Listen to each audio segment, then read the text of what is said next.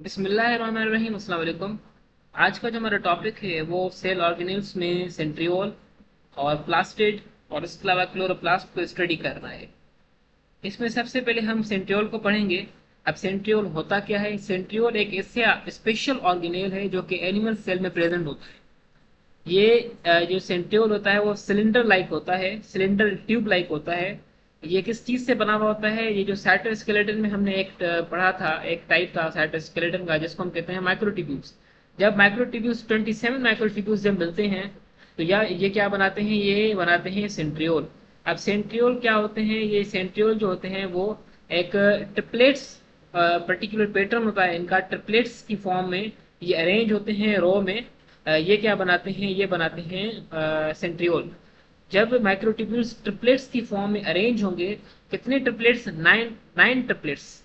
इस तरह जब तीनों ये थ्री थ्री माइक्रोट्यूब्यूल्स जब 9 रोज में अरेंज होंगे तो ये टोटल जो बनेंगे वो 27 माइक्रोट्यूब्यूल्स बनेंगे। और 27 माइक्रोट्यूब्यूल्स जो है वो क्या बनाएंगे? सेंट्रियोल बनाएंगे। होते कितने हैं सेंट्रियोल्स? तो ये दो सेंट्रियोल्स होते हैं। एक एक साइड पर दो सेंट्रियोल्स होते हैं, तो total at the time of cell division ये बन जाते हैं 4। मगर जब सेल डिवीजन नहीं होती तो ये होते हैं 2। और ये दोनों परपेंडिकुलर होते हैं। अगर ये एक इस तरह पड़ा हुआ है, एक मिनट, ये अगर इस तरह पड़ा हुआ है, ये अगर यहाँ पर आप देखें, ये माइक्रोट्यूब्यूल एक है, तो दूसरा जो होगा वो इसके परपेंडिकुलर होगा, वो इस तरह होगा। इस तरह ये दोनों क्या बनाएंगे? आपस में 90 डिग्री बनाएंगे। तो इसलिए ये जो दोनों सेंट्रियोल होते हैं आपस में 90 डिग्री पर होते हैं, यानी कि परपेंडिकुलरली होते हैं एक दूसरे के साथ। अब जहां पर ये प्रेजेंट होते हैं उस प्लेस को हम कहते हैं, उस साइड को हम कहते हैं सेंट्रियोसोम। अब सेंट्रियोसोम क्या करता है? एक इंपॉर्टेंट रोल प्ले करता है सेल डिवीजन में। यहाँ पर ये क्या होते हैं? सेंट्रियोल होते हैं जो माइक्रोट्यूब्यूल्स मिलकर बनाते हैं। अब ये सेंट्रियोल क्या करता है? सेंट्रियोल बनाता है एक स्पेशल स्पिंडल, जिसको हम कहते हैं स्पिंडल फाइबर्स, जिसको हम कहते हैं वो बनाते हैं। वो स्पिंडल फाइबर्स क्या करते हैं? ड्यूरिंग द सेल डिवीजन जो हमारे पास क्रोमोजोम होता है, जो डीएनए होता है, जो क्रोमोजोम होता है, इसमें क्या करते हैं? ये जो दोनों साइड्स पर, एक यहाँ पर ये है और एक यहाँ पर ये है, ये दोनों क्या करेंगे? ये एक सेल है, आप सपोज कर लें, यहाँ पर एक फाइबर्स हैं, यहाँ पर भी फाइबर्स हैं, जो कि बनाएगा कौन? सेंट्रियोल बनाएगा। किन चीजों से बनाएगा? ये माइक्रोट्यूब्यूल्स जो हैं वो ये मिलकर सेंट्रियोल बनाएंगे। जब सेंट्रियोल क्या करेगा? फाइबर्स बनाएंगे। इस तरह के फाइबर्स होंगे जो कि अटैच होंगे क्रोमोसोम के साथ। देन क्रोमोसोम के साथ अटैच होकर क्या करवाएंगे? ये क्रोमोसोम के साथ अटैच होकर ये इनको क्रोमोसोम को प्लेस करवाएंगे, ताकि सेल डिवीजन हो तो दोनों सेल के पास ये क्रोमोसोम आ सके। इसलिए ये सेंट्रियोल जो है वो इंपॉर्टेंट रोल प्ले करते हैं सेल डिवीजन के दौरान। Centriole are responsible for organizing microtubule that position chromosome in the correct location during cell division। ये वही बात है कि ये सेंट्रियोल क्या करते हैं? एक माइक्रोट्यूब्यूल इनके जो होते हैं वो उनको ऑर्गेनाइज करते हैं और स्पिंडल फाइबर्स बनाते हैं, ताकि क्रोमोसोम को क्या कर पाए? ये अपनी पोजीशन में लोकेट कर पाए ड्यूरिंग द सेल डिवीजन। ये आप देखिए, ये सेंट्रियोल का स्ट्रक्चर है, ये सिलेंडर लाइक स्ट्रक्चर है और ट्यूब भी है अंदर से, ये स्पेस है इनकी, ये खाली स्पेस है यहाँ से। और ये क्या होते हैं? ये ट्रिपलेट्स होते हैं माइक्रोट्यूब्यूल की, ये एक,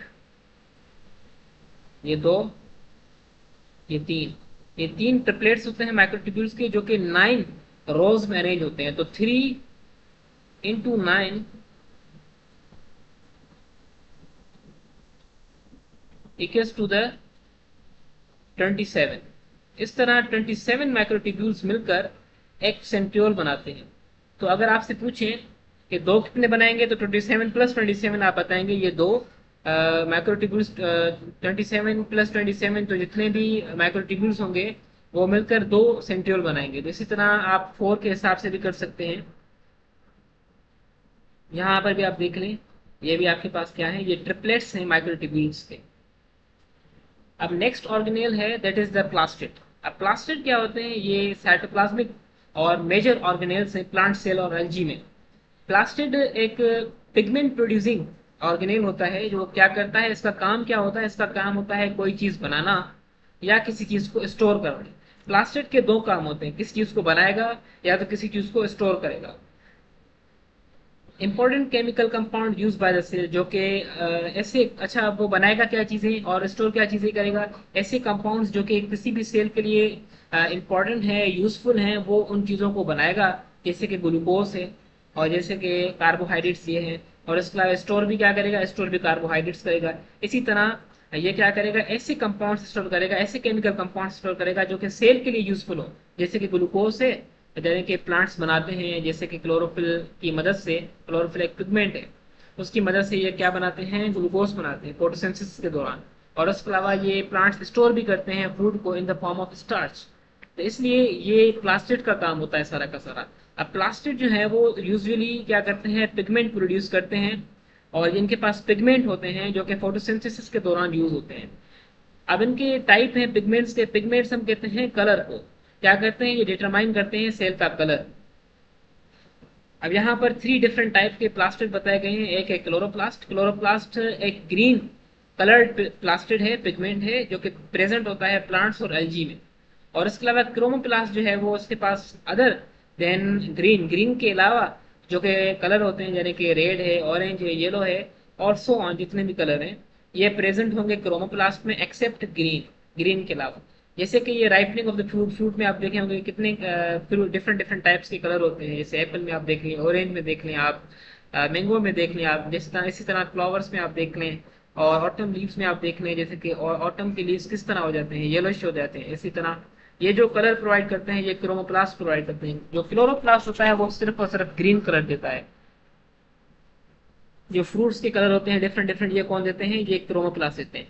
अब another pigment that is a leucoplast. Leucoplast जो होता है वो कलरलेस पिगमेंट होता है, यानी कि ये व्हाइट होता है।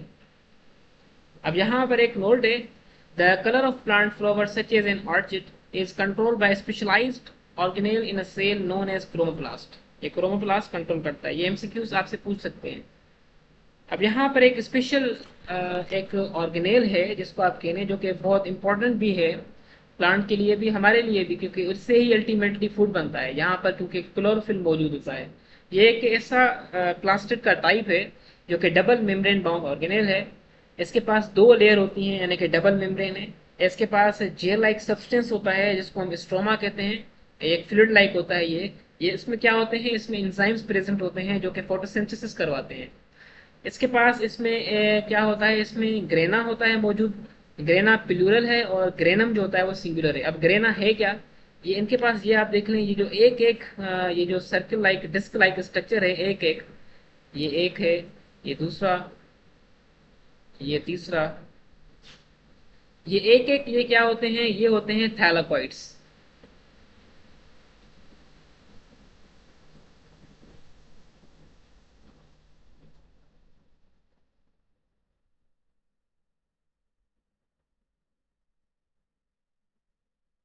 ये एक एक क्या होते हैं, ये होते हैं थैलाकोइड्स। अब इन थैलाकोइड्स, ये जो डिस्क हैं ये थैलाकोइड हैं, ये सारी की सारी डिस्क मिलकर तकरीबन 15 से 25 या 20 से 25 तक डिस्क मिलकर ये क्या बनाएंगी, एक स्ट्रक्चर बनाती हैं जिसको हम कहते हैं ग्रेना।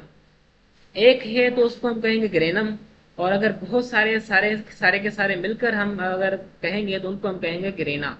अगर एक की हम बात करें, एक स्टॉक की बात करें, लाइक इसकी मैं बात कर रहा हूँ, तो उसको मैं कहूंगा ग्रेनम। अगर मैं सब की बात करूं, ओवरऑल की बात करूं, तो उसको मैं कहूंगा grana. Granum is a stock of thylakoid. ये जो ग्रेनम है, एक ग्रेनम है, ये क्या है, ये स्टॉक है थैलाकोइड डिस्क का। इसमें तकरीबन 25 से 20 तक डिस्क आ जाती है ये। अब ये डिस्क जो है, थैलाकोइड डिस्क जो है, ये क्या कंटेन करती है, ये क्लोरोफिल कंटेन करता है। क्लोरोफिल एक ग्रीन पिगमेंट है जो कि फोटोसिंथेसिस के दौरान लाइट को कैप्चर करता है और फूड को बनाता है।